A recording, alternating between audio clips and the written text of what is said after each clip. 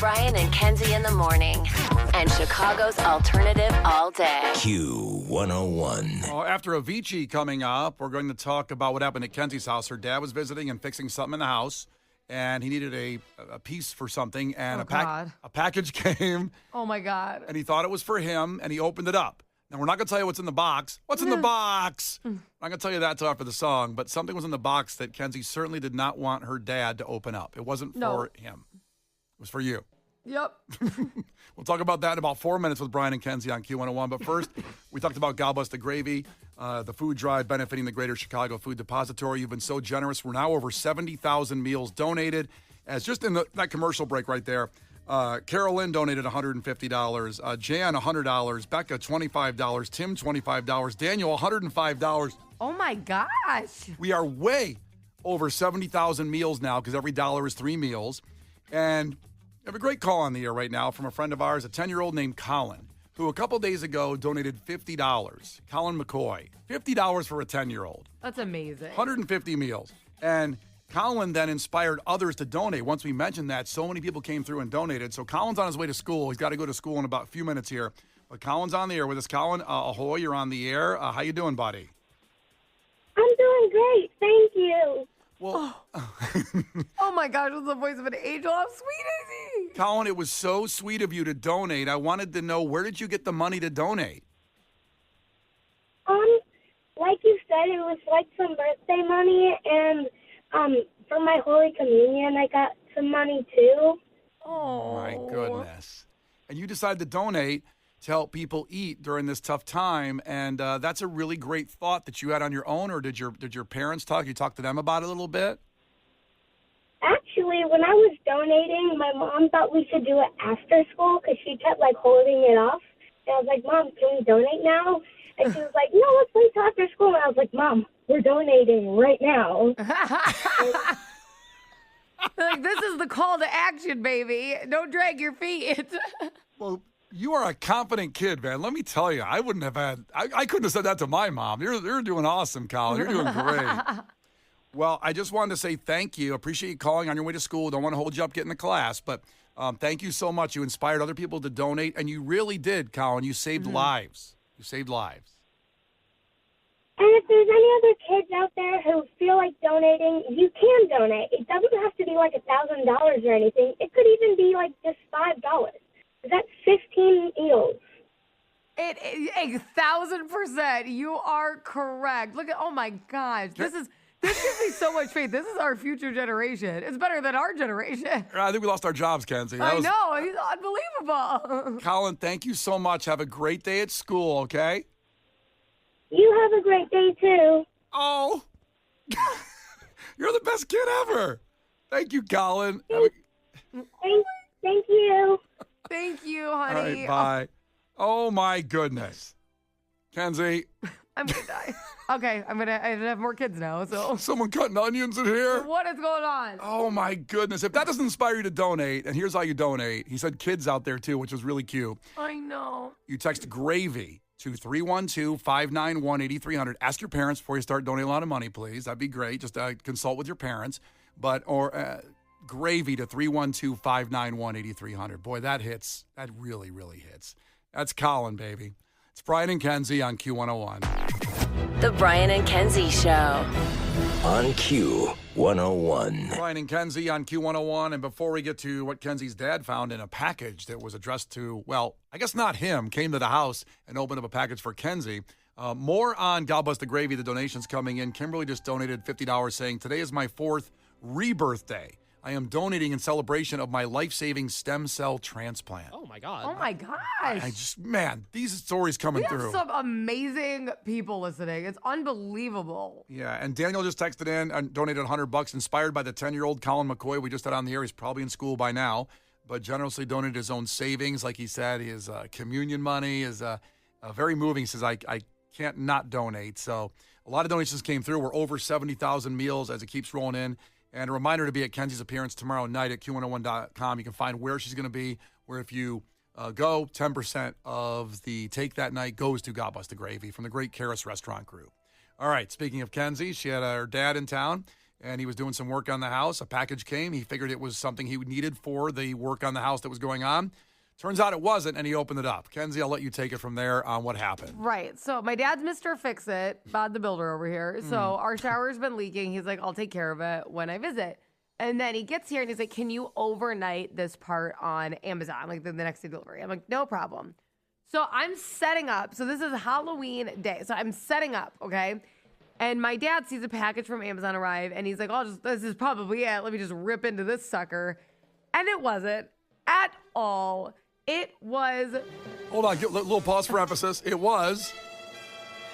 a special outfit that I had ordered because I thought it would be a nice surprise for my husband later on Halloween. How about being more specific? I think that would be really embarrassing for him. Let's just, everybody has like a thing that they're into. But when you say a special outfit for you, I think it could be just a new Cubs hoodie. No. So it was a particular fantasy outfit okay.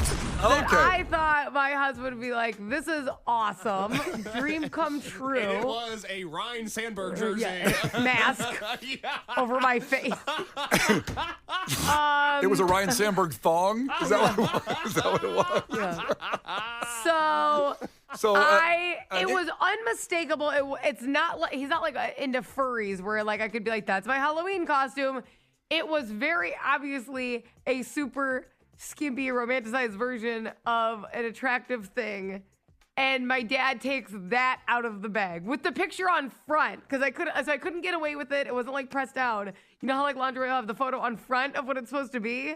Uh-huh. That's what my dad opened up in the kitchen with people walking around. So, did you see him open the box? I saw him doing something, but again, I was setting up. He's I always wasn't doing like something back there. Yeah. Mom! Meatloaf! He's always doing something. What's he doing back there? So he opens it and he's like, "Oh, this isn't the part." And I kind of turn because I'm like, "Oh," because the way he went, "Oh," like he was like, "Oh, this isn't what I thought it was." And I snatch it and I'm like, "You can't just open packages. What are you doing? Who raised you? Give me this." I was hoping that he opened it like in private. And then Kenzie found the package, and it had 9,000 rolls of tape around it, retaping it up because he panicked and went like, "Ah!" And he's like, No, because my dad probably would have set it on fire. So that happened. You yelled at him. Have you talked about it since? Never, nothing was said. He just goes, "Do you know when the shower part's gonna arrive?" I'm like, "Around 9." Around 9. So I really need that shower head. And he looks at the sky like he doesn't want to look at his daughter. So the damn supposed to be working on that shower. The damn shower head's just, I go, "It's gotta get here around 9." And I'll go, "You know what? And I'll let you know when it's here." How about that? How about you don't just assume? Oh, boy. Is the shower fixed now? Is it done? He installed a part and it stopped leaking, but you can't turn the shower on. I go, "Thanks a lot, Dad." I swear to God. He goes, "I'm not going to lie to you. I can't turn the shower on anymore." So now I have to call him plumbing. Well, that's Mr. Fix-It for you, yeah. The Brian and Kenzie Show. Q101. The Brian and Kenzie Show. Q101. Brian and Kenzie on Q101. A reminder at this time tomorrow, Ticket Blitz Thursday, chance at tickets for Q101's Twisted 2025 featuring Cake. That will be night 2. You could be there. And Timmy checked in from Lombard dying for those tickets. So just here's what you do. 8 o'clock tomorrow, this time tomorrow, Timmy, and all your friends in Lombard. You be here at 8 when we launch Ticket Blitz Thursday. It goes every hour. We'll have them at 8 and 9. Lauren every hour. Brian Phillips all the way through the day for Q101's Twisted 2025. And Cake for night 2 with Brian and Kenzie on Q101. So Kenzie just told the story about how her dad was working on the shower at her house. Ordered a part, thought that was the part. Nope, it was, and I can't remember how you described this thing, Kenzie. What was in the box again? It was a special outfit that I got to surprise my husband because it's Halloween time. And I thought it would be nice. And something that your dad would not probably want at all or think it cool to see you in. No, he was not happy. Okay, and then some people guessed, by the way, on what it could have been before we even gave the reveal on it. of what was in the box that Kenzie's dad opened up and looked at? Case, what on the text line do people guess? Well, because we haven't figured out what it is that Kenzie was going to dress up as, and so the text line is flooded with guesses right now. Kenzie, you tell me yes or no on a few of these. Okay. Was it a banana suit? No. Was it an Austin Powers mask? No. Was it Princess Leia? No. But she seems open to Hold on. Okay, Hold I on. think we got something close. There was a wavering there. Was it a Chewbacca costume? No. Well, obviously then it was Han Solo. No. I'm just saying the level of sexy you're getting closer. Not banana suit or Austin mask. Austin This wasn't. Powers. If my dad opened that, I'd say it was my Halloween costume. We wouldn't have a problem. We wouldn't have a problem. Just a banana suit. It was obviously not a Halloween costume. That's the issue. Give me a. Was it an entertainment property? I don't really know what that means. Break it down for me differently. Like, Please reword that. Was it from a TV show, a book, a movie, or a band? It was definitely a theme. It was a theme inspired by a true character. well, you already wore the Scooby-Doo cast your family was for Halloween. But that wasn't overtly sexy at all. I don't know. No, the Scooby-Doo costume, very sexual vibe there. You might win the week on social this My week. Scooby-Doo costume? And by the way, honey, you look great. Well, there you go. Honey. But that was like super covered to my neck. It was long sleeve. And by the way, you weren't Scooby-Doo. You No, were I Thelma. was Daphne. Daphne, I'm sorry, you were Daphne. And Velma's her name, not Thelma. What'd I say? Thelma, like of Louise. And it's Velma. Velma? There's Velma and Daphne. I was Daphne. There's Yeah. orange and purple. I Yeah. was purple. Got it. And it was fine. And it could have been in that box, by the way, that outfit. But it wasn't. No, because that would have been fine. I would have been like, my Halloween costume, I wore that out. Did you rewear the Grimace suit that you wore for me over No, Christmas? shut up. No. That's not, that would be your sexual play. And by the way, you can find that picture of Kenzie as Grimace in our archives on is our social available. media. And let me tell you, she looks good in that Grimace costume. Can I give the quickest, funniest story about that picture? We posted it at Christmas last year. And I got home because it was Grimace, Case, and Brian, because I was Grimace. And Kenzie, head to toe full Grimace costume. Yes, She got head me a to Grimace, toe. She got me a Grimace themed gift because Kenzie played in the celebrity softball game that Grimace was at. And I went, hey, next time you're around Grimace, give me a heads up. I'd like to meet the guy. Huge fan of his work. Yeah, so I was like, I'm going to be Grimace because I care about Case. To be clear, Kenzie was Grimace in the picture. Yeah, I was Grimace. I get home and my husband goes, I'm actually really irritated with Brian and Case. And I go, why? What happened? He goes, I think that's really messed up. They're just not treating you like with respect. Like you're a big part of the show. And I go, oh my God, what happened? He goes, they posted the Christmas picture without you in it. I go, what are you talking about? He goes, it's just them and Grimace. I go, I'm Grimace. I'm in the picture. Blew his mind. You were Grimace. He's like, oh my God. He had no clue.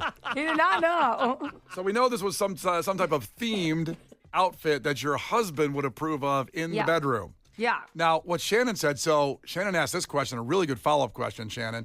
Was there enough embarrassment about your dad opening the box and seeing it that the outfit, it ruined the whole thing? And did you still use it?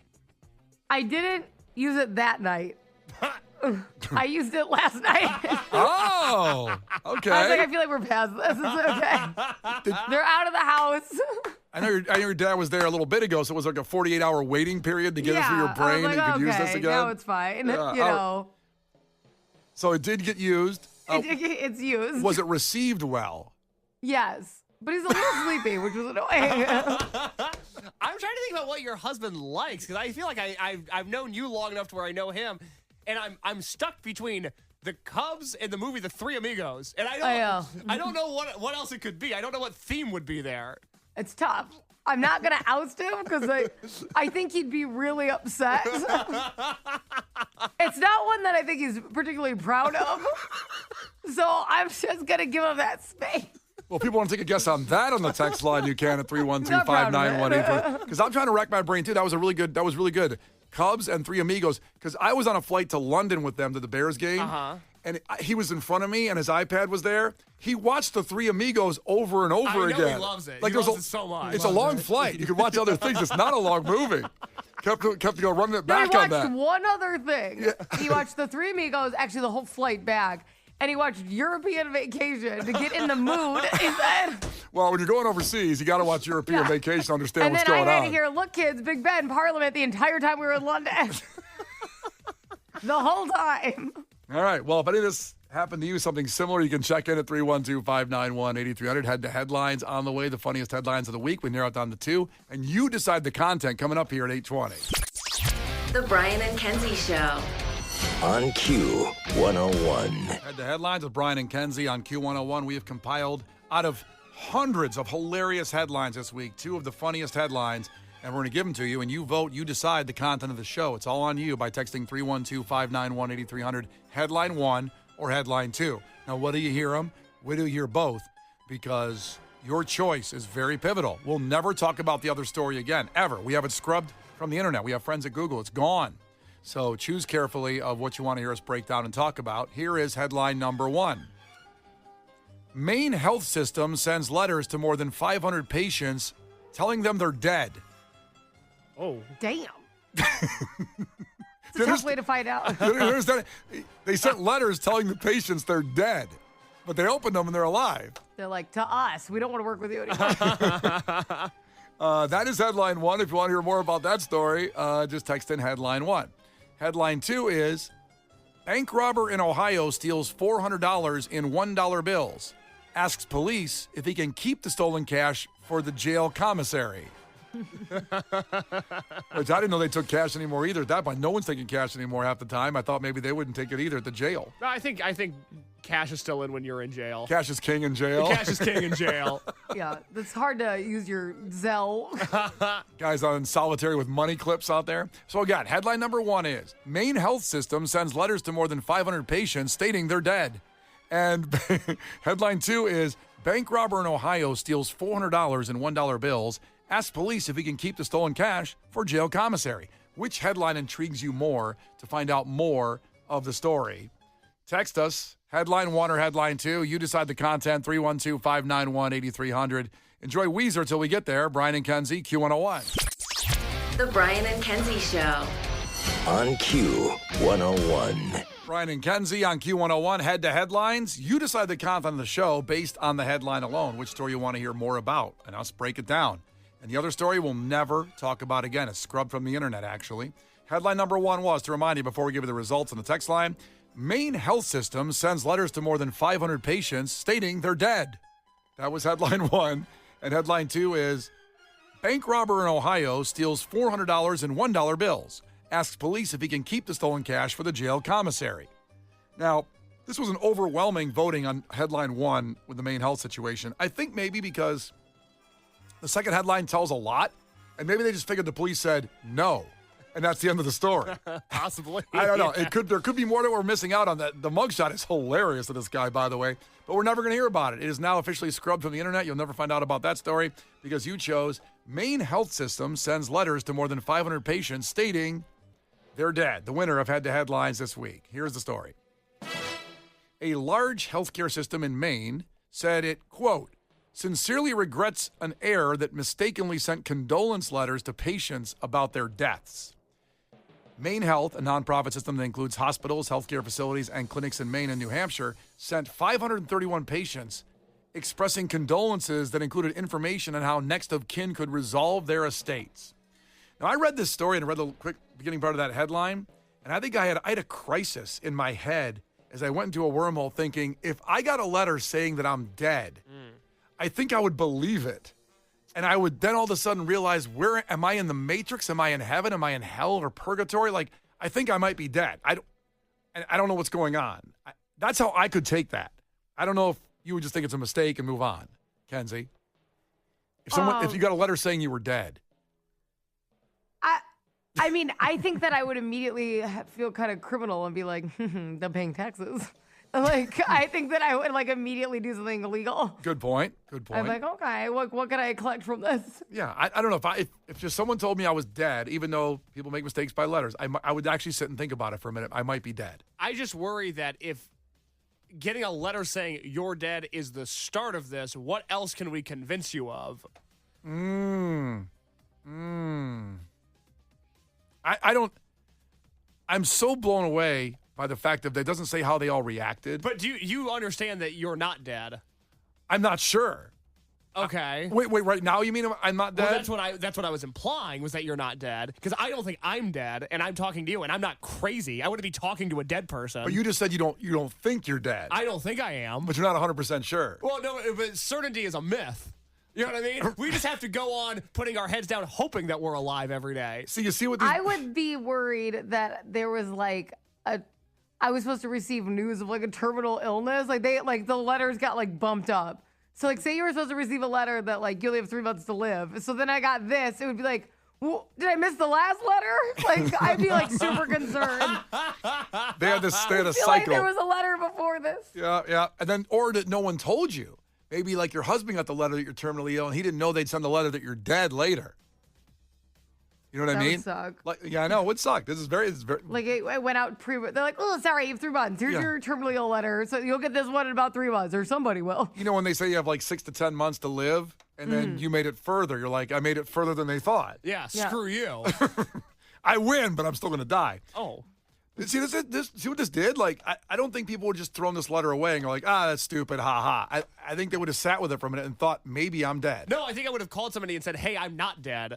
And then, of course, when you do that, just like, any kind of media, there's a contrarian saying, no, you're dead. Oh, they're going to gaslight me into thinking I'm dead? Yes. That's so messed up. So the story continues. A spokesman for the healthcare systems told ABC News that an error in its computer system for generating estate vendor letters led to the mistake. Now, I'm not exactly sure what that means, meaning, I know in case your mom works in hospice, but are they saying that they're just getting ready for you to die and they have this stuff ready to go? That's my understanding of it, yeah. So that's concerning. You have to be prepared to die. I mean, I think I'm going to go. I think I got a long way to go. Well, I had 120. how long do you think you have to go? Well, I had 120 ounces of Pepsi at the Bulls game last night. It's probably not a good sign, but they shouldn't have gave me free refills. I mean, what is a long time when you think about it? I think I have 40 years left. You think you have 40 years left? Yeah, I do. Yep. What do you Brian. think? What do you think you got? You can't have 40 years left. What are you, Sister Jean? You think Case has 40 years left? I'm not sure I have 40 years left. I know you don't. I think Case does.